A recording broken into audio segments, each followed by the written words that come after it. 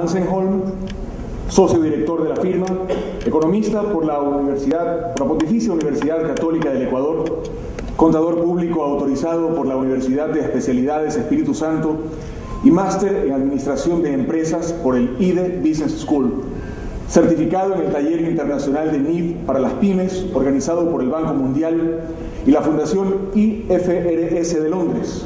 En representación de Hansenholm & Co., es director de Morrison International para Latinoamérica y participa como experto financiero en procesos arbitrales. Su vasta experiencia en la consultoría y auditoría de empresas comerciales, industriales y financieras incluye 3 años en Coopers & Lybrand, Alemania, donde participó en proyectos de reorganización a nivel mundial de multinacionales y valoración de corporaciones. Es encargado de la asesoría e implementación de las NIF para los clientes de la firma. Ha impartido numerosos seminarios de NIF y temas afines a los socios de la Cámara de Comercio de Guayaquil, prestigiosas universidades y de manera personalizada a empresas. Participó en el proceso de implementación de las NIF para el mercado de valores y ha asesorado a diferentes organismos de control sobre ese tema. Es también coautor del Manual de Obligaciones Tributarias del Ecuador que edita Hansenholm actualmente. A nombre de los autores, en representación de los autores y de sus anfitriones esta noche, damos la bienvenida al economista Mario Arturo Hansenholm. Señora abogada Suad Mansur Villagrán, superintendente de compañías. Señor abogado Rodolfo Kronfle Acker, presidente de la Bolsa de Valores de Guayaquil. Señor ingeniero Henry Kronfle Josaya, presidente de la Cámara de Industria de Guayaquil. Señor ingeniero Mario Coca Borja, vicepresidente de la Cámara de Comercio de Guayaquil. Señores directores de la Bolsa de Valores, Cámara de Industrias y Cámara de Comercio de Guayaquil. Señor economista Guillermo Arosemena, señor contador público autorizado Kurt Hansenholm de la cadena, presidente del directorio de Hansenholm, señores rectores de las universidades, señores decanos de las facultades de Administración y Ciencias Contables, señoras y señores. Tengo el honor de estar frente a ustedes en representación de 3 extraordinarios profesionales, coautores conmigo de la obra que tan gentil y detalladamente presentó el economista Guillermo Arosemena. María Teresa Hansenholm, contadora pública autorizada, aportó permanentemente para que los aspectos de control relativos a las NIF fueran tomados en cuenta y recordarnos que las normas internacionales de aseguramiento son su pilar de apoyo. Luis Alfonso Chávez, ingeniero comercial, apasionado por las finanzas e incansable investigador, buscó permanentemente que la normativa discutida e incluida en la obra fuese la última promulgada por el Consejo Internacional de Normas Contables. Juan Carlos Hansenholm, doctor en Derecho, conocedor a profundidad de la normativa tributaria en Ecuador, presentó soluciones a las diferencias de valoración que surgen de la aplicación de la normativa tributaria frente a las NIF.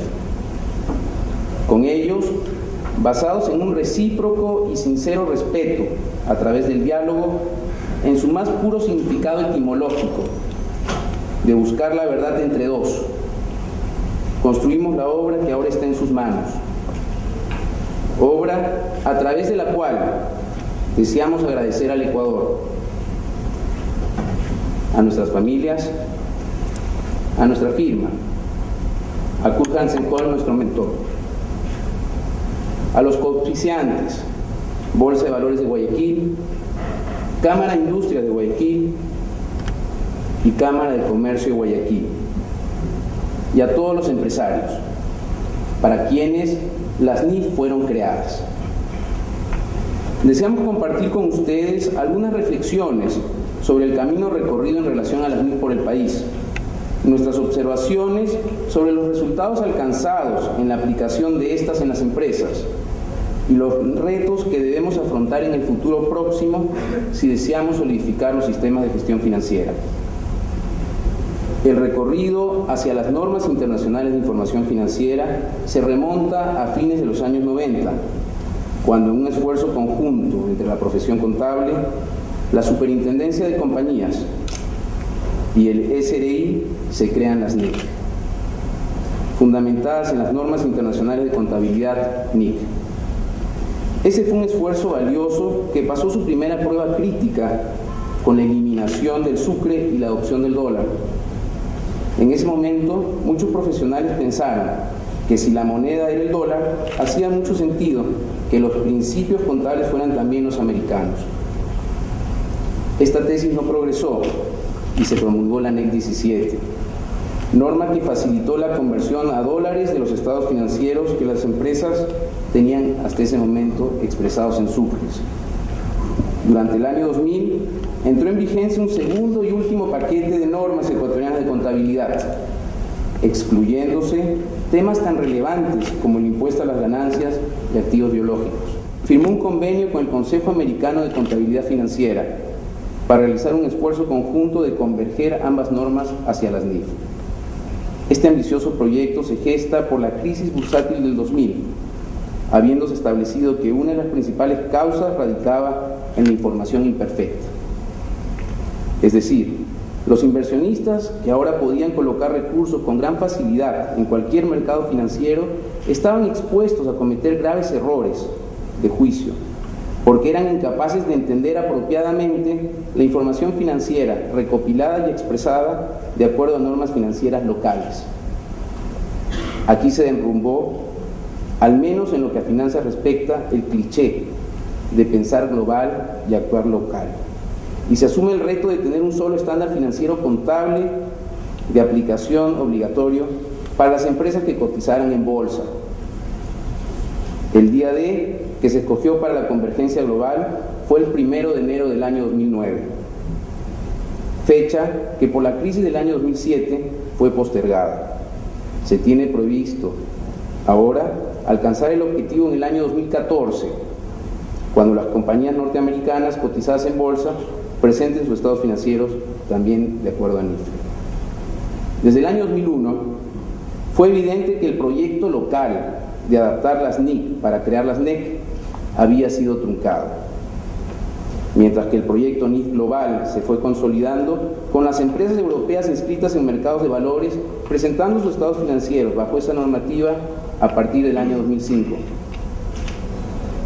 Entre el año 2001 y el año 2006, mientras en el mundo había una gran actividad para converger en el plazo previsto, eliminándose normas, modificándose otras y creándose unas nuevas, en el país parecía que la contabilidad no necesitaba evolucionar y más bien el esfuerzo administrativo se centró cada vez más en cumplir una normativa tributaria importantemente sancionadora en caso de incumplimiento y en constante cambio.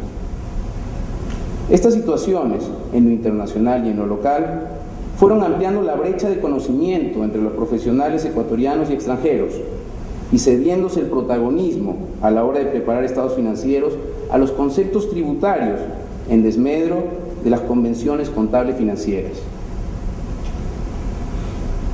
En agosto del 2006, mediante resolución de la Superintendencia de Compañías, se ordena a todas las empresas bajo su control adoptar las NIF a partir del 1 de enero del año 2009, coincidiendo con la fecha acordada en Norwalk. El 2009 se veía en aquel momento muy lejano, pero no lo era. Si se consideraba que técnicamente el año 2007 debería ser el periodo de preparación, el 2008 el periodo de transición y el 2009 el periodo de reporte. Estas tres etapas son necesarias, consecutivas y se deben respetar para que el proceso de adopción y transición sea tan natural como el gatear, luego caminar y posterior correr que observamos en el desarrollo de los seres humanos. Pero seguramente, como las empresas estuvieron tan ocupadas en comprender las reformas tributarias y ajustar los sistemas organizativos para acatarlas, se pasó el tiempo y las tareas que debieron planificarse para cumplir con las fechas previstas no se realizaron. Es así como en julio del año 2008, la Superintendencia de Compañías consideró conveniente ratificar que la fecha debía cumplirse. Con ello, lo importante, transitar a las NIF, se tornó en urgente cumplir con la transición a las NIF. Un primer grupo conformado por las compañías inscritas en el mercado de valores debían presentar sus estados financieros en base a NIF al 31 de diciembre del año 2010. Estas compañías cumplieron y están frente a su segundo año de reporte. El segundo grupo, constituido por las compañías que tuvieran activos por más de $4 millones, aunque no estuvieran inscritas en el mercado de valores, deberán presentar este año sus estados financieros bajo NIF.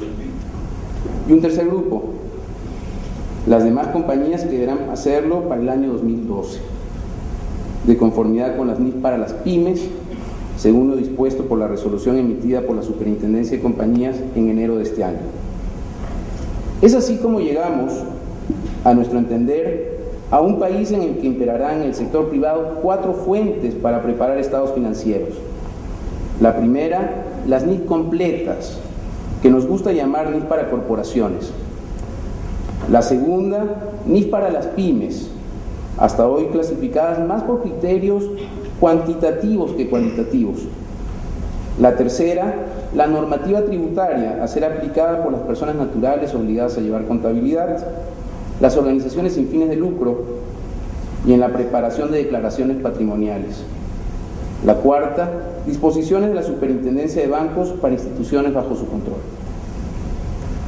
No obstante, las compañías que reportan bajo NIF para corporaciones o NIF para pymes deberán cumplir también con lo dispuesto en la Ley de Régimen Tributario Interno para declarar su impuesto a la renta anual. Para eliminar el riesgo potencial que existe hoy de conflicto entre autoridad de control tributario y los contribuyentes que elaboran sus estados financieros bajo la normativa ordenada por la Superintendencia de Compañías, es importante que se contemple dentro de la normativa tributaria la existencia y aplicación tanto de los activos como los pasivos por impuestos diferidos que resultan de la correcta aplicación de la normativa financiera. En relación a nuestras observaciones sobre los resultados alcanzados en las implementaciones en las que hemos participado, creemos conveniente resaltar algunas buenas prácticas porque le pueden resultar de provecho a las empresas que están transitando hacia los nuevos estándares. Las capacitaciones más efectivas han sido aquellas en las que el instructor se familiarizó previamente con el negocio de la empresa, sus estados financieros y su organización particular, e impartió teoría y práctica para una implementación eficaz de las NIF. Pero creemos que es conveniente también que nos preguntemos qué retos debemos enfrentar para solidificar las NIF en el Ecuador. Y ahí tenemos que contribuir todos. Hemos conversado con algunos actores y a continuación les presento las conclusiones a las que hemos llegado. En las universidades se deberían revisar los pensums de las carreras contables, administrativas, informáticas y de Derecho. En el caso de Derecho, en las ramas societaria, de propiedad intelectual y tributaria principalmente.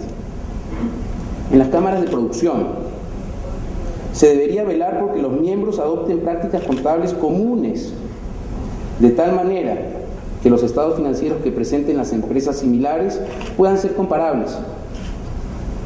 En el mercado de capitales se deberá estar preparado para atender a 1.900 potenciales clientes en el 2012. Estas empresas serían las que presenten este año sus estados financieros bajo NIF, sin estar aún inscritas en bolsa.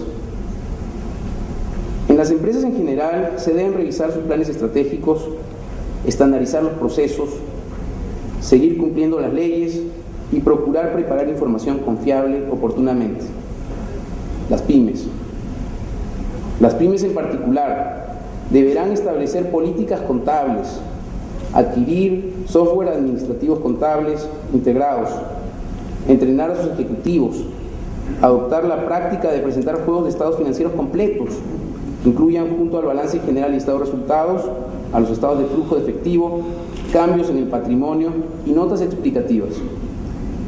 En las corporaciones, en especial, se deberán estar pendientes de los cambios en la normativa que emite el Consejo Internacional de Normas Contables.